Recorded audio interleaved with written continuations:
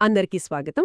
ఈరోజు మనం ఆమ్, కృత్రిమ మేధస్సు అంటే ఏఐ పిన్న శిక్షణ ఇంకా సమర్థవంతమైన టీంలను ఎలా నిర్మించాలి అనే అంశాలని కొంచెం లోతుగా చూద్దాం. అవును. మన చేతిలో victory with ash AI training and team building అనే ఒక ఆసక్తికరమైన మూలం నుంచి కొన్ని ఆలోచనలున్నాయి. ఏదో కొత్త ప్రాజెక్ట్ లాగా ఉంది కదా ఇది. మ్మ్. బహుశా ఏదైనా సంస్థాగత మార్పు గురించిన ప్లానేమో. మనం ఈరోజు తెలుసుకోబోయేదేంటంటే ఈ ఈ విక్టరీ విత్ యాష్ విషయంలో ఏఐ కేవలం పనులు సులభం చేయడమే కాదు, అసలు టీంలను ఎలా సిద్ధం చేయాలి, వాళ్ళని ఎలా మెరుగుపరచాలి, అంటే నియామకం నుంచి శిక్షణ కోచింగ్ వరకు ఈ మొత్తం ప్రక్రియనే ఎలా మార్చగలదని అంచనా వేస్తున్నారన్నమాట. నిజమే. కొన్ని విషయాలైతే నిజంగా ఆశ్చర్యం కలిగిస్తాయి. ఏఐ నిజ సమయ కోచ్గా ఎలా మారుతుందో కూడా చూద్దాం. సరే, దీన్ని కొంచెం విడతీసి చూద్దాం రండి. తప్పకుండా.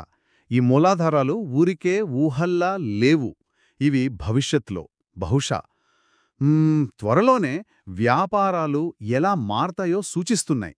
ముఖ్యంగా మానవ వనరులు, టీమ్ మేనేజ్మెంట్ లాంటివి. అవును. ఈ విక్టరీ విత్ యాష్ అనేది బహుశా ఈ మార్పును అమలు చేయాలనే ఒక నిర్దిష్టమైన ప్రణాళిక కావచ్చు. ఇక్కడ మనం గమనించాల్సిన విషయమేంటంటే, చెప్పండి. ఈ చాట్బాట్లు, మెషిన్ లెర్నింగ్, డేటా అనాలిసిస్ ఇవన్నీ ఇప్పటికే వాడుకలో ఉన్నాయి కదా. ఉన్నాయి. వీటిని ఈ టీమ్ బిల్డింగ్ ప్రాసెస్లో కొత్తగా, వినూత్నంగా ఎలా వాడొచ్చు అనేది ఈ మూలం ఫోకస్ అన్నమాట. థియరీ నుంచి ప్రాక్టికల్గా ఎలా తీసుకురావచ్చో చూడటం అదే ఆసక్తికరం. నిజమే. మొదటగా ఈ మూలాల్లో ఏజెంట్ జీవిత చక్రం అని ఒక కాన్సెప్ట్ ఉంది. ఏజెంట్ అంటే మనలాంటి ఉద్యోగి అనుకోవచ్చు. సేల్స్ లేదా కస్టమర్ సర్వీస్ రిప్రజెంటేటివ్ లాంటివాళ్లు. హ్మ్.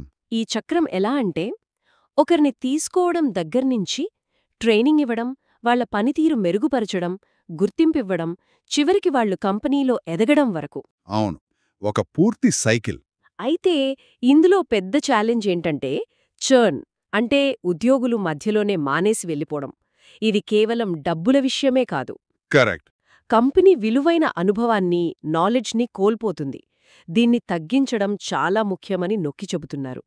ఇంకో విషయం, వెబినార్లు ఇవ్వడం, పబ్లిక్ స్పీకింగ్ లాంటి పాత అనుభవాలు కూడా ఈ డెవలప్మెంట్ సైకిల్లో భాగమేనని అంటున్నారు. ఖచ్చితంగా.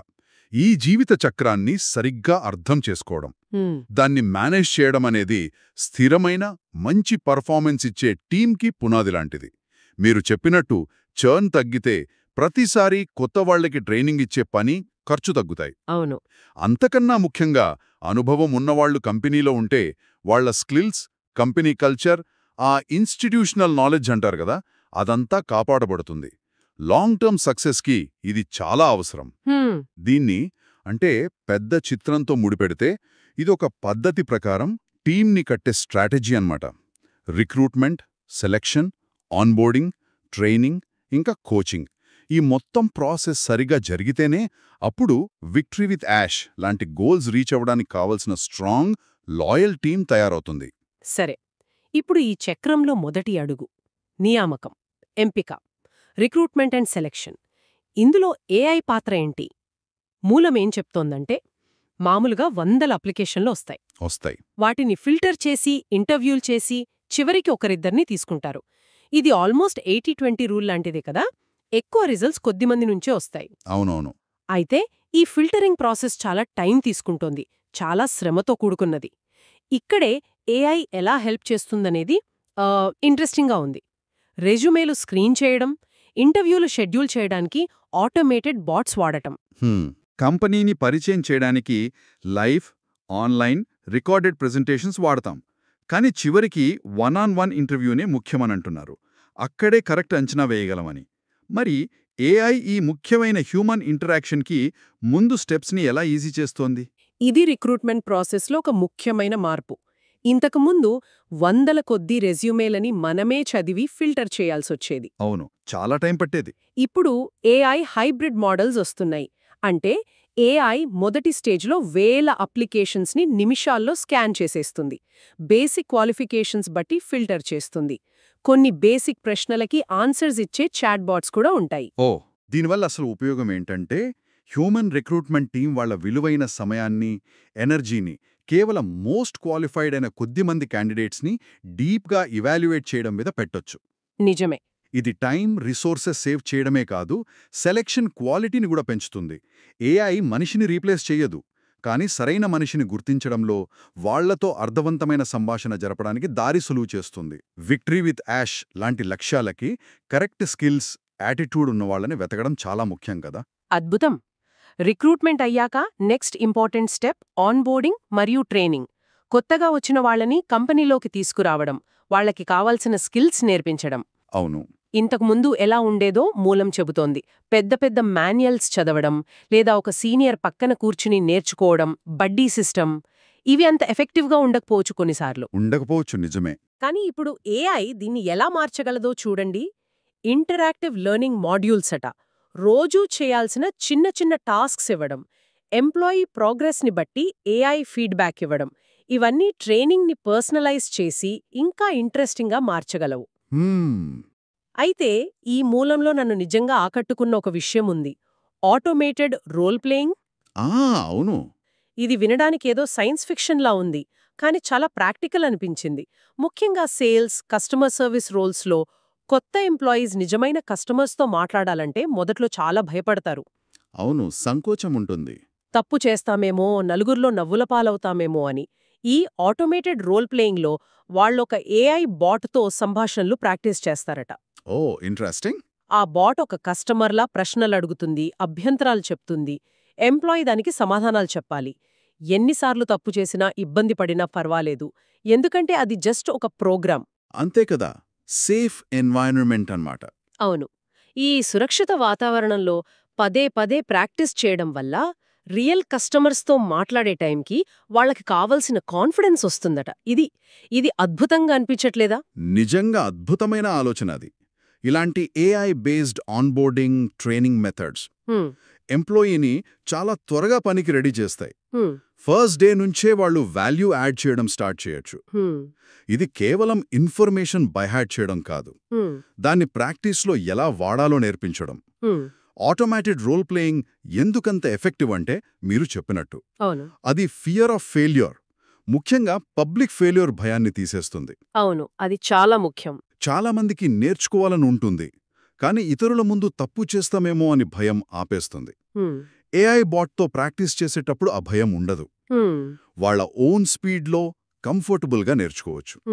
దీనివల్ల వచ్చే బెనిఫిట్ కేవలం కాన్ఫిడెన్స్ పెరగడమే కాదు, ఇలా యాక్టివ్గా పార్టిసిపేట్ చేయడం వల్ల నేర్చుకున్న విషయాలు బాగా గుర్తుంటాయి, నాలెడ్జ్ రిటెన్షన్ అంటారు. ఇంకా వాళ్ళ స్కిల్స్లో ఉన్న గ్యాప్స్ త్వరగా బయటపడి వాటిని కరెక్ట్ చేసుకోవడానికి ఛాన్స్ ఉంటుంది. ఓకే. ఇది విక్టరీ విత్ యాష్ లాంటి ప్రాజెక్ట్లో టీంని త్వరగా హై స్టాండర్డ్స్కి తీసుకురావడానికి చాలా కీలకం. ట్రైనింగ్ తర్వాత కూడా ఏఐ పాత్ర ఆగదు. రియల్ టైం పర్ఫార్మెన్స్ ఇంప్రూవ్మెంట్ స్టేజ్లో కూడా ఇది హెల్ప్ చేస్తుందని మూలం చెప్తోంది. ఇది ఇంకా ఇంట్రెస్టింగ్. ఉదాహరణకు, ఒక ఏజెంట్ క్లయింట్తో ఫోన్లో మాట్లాడుతుంటే వాళ్ల కంప్యూటర్ స్క్రీన్ మీద ఏఐ కరెక్ట్ టైంలో చిన్న చిన్న సజెషన్స్ ఇస్తుందట. ఓ, రియల్ టైంలోనేనా? అవును. లేదా చెవిలో పెట్టుకున్న చిన్న డివైస్ ద్వారా, ఇప్పుడు ఈ ప్రోడక్ట్ గురించి చెప్పండి అనో, ఈ అబ్జెక్షన్ని ఇలా డీల్ చేయండి అనో విస్పర్ చేస్తుందట. అద్భుతం. అంతేకాదు, కాల్ అయిపోయిన వెంటనే ఏఐ ఆ కాన్వర్జేషన్ని అనలైజ్ చేసి ఏజెంట్ ఎక్కడ బాగా మాట్లాడారు, ఎక్కడ ఇంప్రూవ్ అవ్వాలి, కస్టమర్ సెంటిమెంట్ ఎలా ఉంది, ఇలాంటి రిపోర్ట్ ఇస్తుంది. పర్ఫార్మెన్స్ డాష్బోర్డ్స్, హీట్ మ్యాప్స్, అంటే కాల్లో ఏ టాపిక్స్పై ఎక్కువ టైం స్పెండ్ చేశారు లాంటివి మేనేజర్లకి ఈజీగా అర్థమయ్యేలా చూపిస్తాయట. క్రెస్టా లాంటి కంపెనీలు ఇలాంటి టూల్స్ ఇస్తున్నాయని ఎగ్జాంపుల్ కూడా ఇచ్చారు. అయితే ఇక్కడ అసలు పాయింట్ ఉంది. ఈ ఏఐ సజెషన్స్ నిజంగా రిజల్ట్స్ ఇస్తున్నాయా? మూలంలో ఒక టెలికాం కంపెనీ ఎగ్జాంపుల్ ఉంది. ఏఐ ప్రాంప్ట్స్ వాడక ముందు వాళ్ళ యావరేజ్ సేల్ వాల్యూ సుమారు $3.69 ఉండేదట. ఓకే. ఇంకా కన్వర్జన్ రేట్, అంటే కాల్స్లో ఎంత % సేల్స్గా మారాయి అనేది కేవలం 0.5% అట. చాలా తక్కువ. కానీ ఏఐ ప్రాంప్ట్స్ వాడటం మొదలుపెట్టాక యావరేజ్ సేల్ వాల్యూ ఏకంగా $9.71కి పెరిగిందట. అంటే దాదాపు 2.5 రెట్లు. అరే. కన్వర్జన్ రేట్ 3.3%కి పెరిగిందట. అంటే 6 రెట్లకు పైగా. ఇది నమ్మశక్యంగా లేదు. ఆ నంబర్స్ నిజంగా అంటే స్టన్నింగ్. అవి ఇన్స్టంట్ డేటా డ్రివెన్ ఫీడ్బ్యాక్ పవర్ని క్లియర్గా చూపిస్తున్నాయి. ట్రెడిషనల్ కోచింగ్ ఆలోచించండి. అవును. మేనేజర్ ఎప్పుడో వారానికో నెలకో మీటింగ్ పెట్టి అప్పుడు గుర్తున్న కొన్ని పాయింట్స్ బేస్ మీద ఫీడ్బ్యాక్ ఇస్తారు. అది కొంచెం సబ్జెక్టివ్గా కూడా ఉండొచ్చు. కరెక్ట్. కానీ ఏఐ ప్రతి కాన్వర్జేషన్ని ఆబ్జెక్టివ్గా ఎనలైజ్ చేసి స్పెసిఫిక్గా మెజరబుల్ ఫీడ్బ్యాక్ని ఇమీడియట్గా ఇస్తుంది. ఏజెంట్ అదే రోజు నెక్స్ట్ కాల్లోనే దాన్ని వాడుకోవచ్చు. హ్మ్. ఆ టెలికాం కంపెనీ ఎగ్జాంపుల్లోని అంకెలు డైరెక్ట్గా కంపెనీ ప్రాఫిటబిలిటీని, ఆర్ఓఐ, బాటమ్ లైన్ని ఎలా ఎఫెక్ట్ చేస్తాయో ఊహించండి. నిజమే. ఇది కేవలం ఏజెంట్ పర్ఫార్మెన్స్ ఇంప్రూవ్ చేయడం కాదు, బిజినెస్ రిజల్ట్స్ని మార్చడం. పర్ఫార్మెన్స్ ఇంప్రూవ్మెంట్కి, చివరికి విక్టరీ విత్ యాష్ లాంటి గోల్స్ రీచ్ అవ్వడానికి ఏఐ ఎంత కీలకమైన టూల్ అవుతుందో ఇది క్లియర్ చేస్తుంది. ఇదొక రకంగా పర్సనల్ ట్యూటర్ 24/7 అవైలబుల్గా ఉండటం లాంటిది. ఇప్పుడు మనం స్పెసిఫిక్గా విక్టరీ విత్ యాష్ గురించి మాట్లాడితే, ఈ మూలంలో బిల్ విలియమ్స్ అనే వ్యక్తి, బహుశా ఆ ప్రాజెక్ట్ హెడ్ ఏమో. యాష్ అది ఒక వ్యక్తి కావచ్చు లేదా ఒక సిస్టమ్ కావచ్చు, ఈ ఏఐ టూల్స్ అన్నింటినీ వాళ్ళ టీంలో పూర్తిగా ఇంప్లిమెంట్ చేయాలని టార్గెట్ పెట్టుకున్నట్లు చెప్పారు. ఓకే. అంతేకాదు, ఈ ట్రైనింగ్ టూల్స్ వల్ల వాళ్ళ టీం మునపటి కంటే 20 రెట్లు ఎక్కువ సామర్థ్యం, 20x మోర్ కేపబుల్ సాధిస్తుందని యాష్ నమ్ముతున్నట్లు కూడా చెప్పారు. ఈ మొత్తం ప్రయత్నం ఒక కొత్త, బెటర్ ఫ్యూచర్కి బ్రిడ్జ్ లాంటిదని కూడా అన్నారట. ఈ విక్టరీ విత్ యాష్ అనేది ఒక స్పెసిఫిక్ కంపెనీ గోల్ అయినా సరే, ఇది బిజినెస్ వరల్డ్లో ఏఐ ఇంటిగ్రేషన్ అనే పెద్ద ట్రెండ్ని రిఫ్లెక్ట్ చేస్తుంది. చాలా కంపెనీలు ఇప్పుడు వాళ్ళ ఆపరేషన్స్ ఆప్టిమైజ్ చేయడానికి, కాస్ట్ తగ్గించుకోవడానికి, ఎంప్లాయీ ఎఫిషియన్సీ పెంచడానికి ఏఐ వైపు చూస్తున్నాయి. ఇది కేవలం టెక్నాలజీ వాడటం కాదు, వర్క్ చేసే పద్ధతినే మార్చటం. దీని ఎఫెక్ట్ కేవలం ప్రొడక్టివిటీ పెరగటమే కాదు, వర్క్ కల్చర్ని కూడా మార్చగలదు. Continuous learning, data driven decisions, better collaboration ఇలాంటివి ఇంకా ఇంపార్టెంట్ అవుతాయి. అవును. మూలంలో చెప్పినట్టు సోషల్ ఇంపాక్ట్ క్రియేట్ చేయడం, గ్లోబల్ వర్క్ కల్చర్ని మార్చడం లాంటి పెద్ద లక్ష్యాల్ని చేరుకోవడానికి కూడా ఏఐ ఒక పవర్ఫుల్ టూల్గా ఉపయోగపడొచ్చు. మొత్తం మీద దీని అర్థం ఏంటంటే, ఏఐ అనేది కేవలం ఒక ఆటోమేషన్ టూల్ కాదు, అది మనం పనిని ఎలా చూస్తాం, ఎలా చేస్తామన్నదాన్ని పూర్తిగా మార్చగల ఒక ట్రాన్స్ఫర్మేటివ్ ఫోర్స్. అద్భుతంగా ఉంది ఈ మొత్తం విశ్లేషణ. ఒక్కసారి మనం చర్చించుకున్న ముఖ్య అంశాల్ని గుర్తు చేసుకుందాం. రిక్రూట్మెంట్లో సరైన వాళ్ళని స్పీడ్గా గుర్తించడం దగ్గర్నుంచి, ఆన్బోర్డింగ్లో ఇంటరాక్టివ్ భయం లేని ట్రైనింగ్ ఇవ్వడం, రోల్ ప్లేయింగ్ ద్వారా కాన్ఫిడెన్స్ పెంచడం, చివరికి రియల్ టైమ్ కాల్స్లో పర్సనల్ కోచ్ల హెల్ప్ చేయడం వరకు, టీమ్ బిల్డింగ్లోని ప్రతి స్టెప్ని ఏఐ ఇంప్రూవ్ చేస్తోంది లేదా పూర్తిగా మార్చేస్తోంది. అవును, దాదాపు అన్ని స్టేజెస్లో. దీనివల్ల కలిగే బెనిఫిట్స్ క్లియర్గా కనిపిస్తున్నాయి. పెరిగిన సామర్థ్యం, ఎంప్లాయీస్లో ఎక్కువ కాన్ఫిడెన్స్, బెటర్ కస్టమర్ ఎక్స్పీరియన్సెస్, ఇంకా ఫైనల్గా కంపెనీకి మంచి financial gains. Victory with ash లాంటివి ఈ పవర్ఫుల్ ఫ్యూచర్ని అందుకోవడానికి చేస్తున్న ప్రయత్నాల్ని అర్థం చేసుకోవచ్చు. ముగింపుగా వినేవారికి ఒక ఆలోచనను మిగుల్దాం.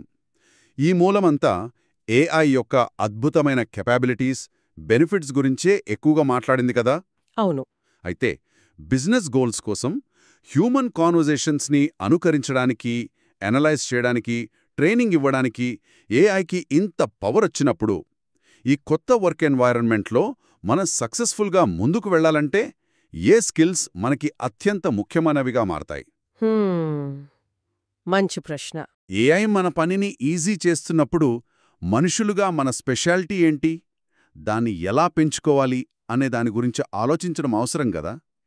బహుశా creativity, emotional intelligence, critical thinking ఇలాంటి ఏరియాల్లో మన రోల్ ఇంకా ఇంపార్టెంట్ అవుతుందేమో. ఆలోచించండి.